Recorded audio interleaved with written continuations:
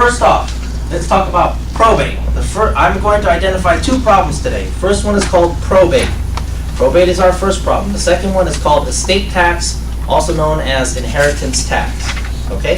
Let's identify our first problem first, then we'll identify our second problem, then I'll tell you the solution to each of the two problems. Okay? Let's do this quickly because I know that you all know some of it already. If I go home to your file drawer right now and I pull out your file drawer, I'll bet you all of your assets are in your name. The law says all the assets that are in your name are frozen upon your death, marched down to the probate courthouse, and a 1 year or more process begins called the California probate process, where the judge becomes involved in collecting all of your wealth, paying off your creditors, and then giving the net dollars away via your will. So a will does not get you out of probate. A will just assures you at the end of the probate process, all your money goes to the right people. The reason why we don't like probate is it takes too long and it costs too much. Okay? To give you an example of probate fees, if your gross estate, your market value estate, is worth $350,000, your probate fees will be $20,000. If your market rate estate or gross estate is worth $1 million, your probate fees will be $50,000. Okay, because probate fees are calculated off the gross value of your estate.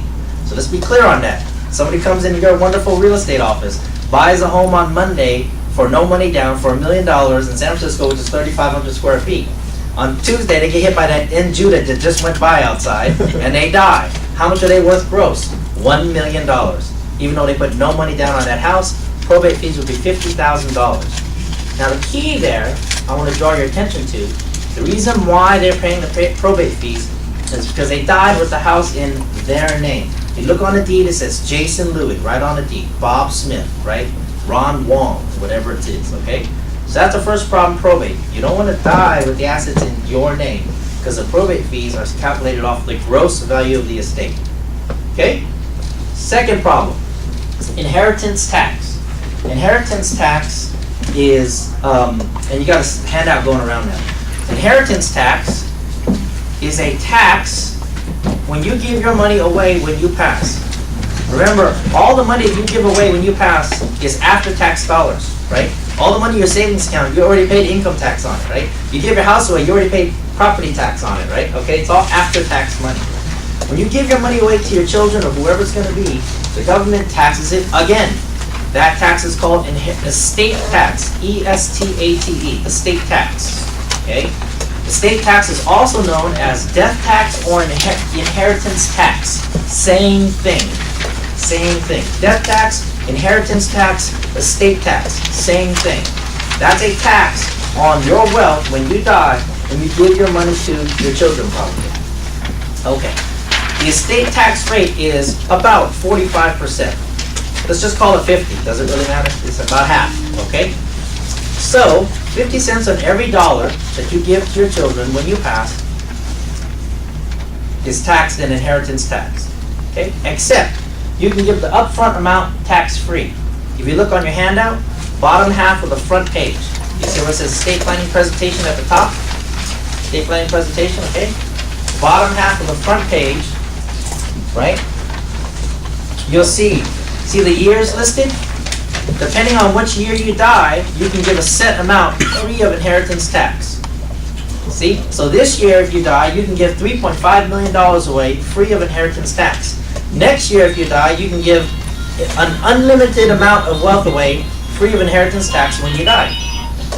In 2011 and going forward, you can only give $1 million free of inheritance tax.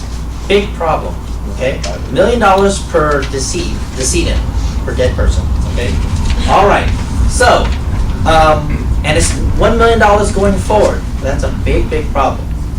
Now, unlike probate and the probate fees, which are calculated off the gross value of the estate, inheritance tax is only calculated off the net value of the estate.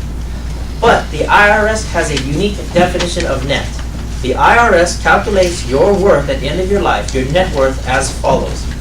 How much would you have in your pocket if you sold everything that you had? How much would you have left over in your pocket? That's what you thought net meant before you walked in. But the IRS also adds on the death benefit of your life insurance policies. You see?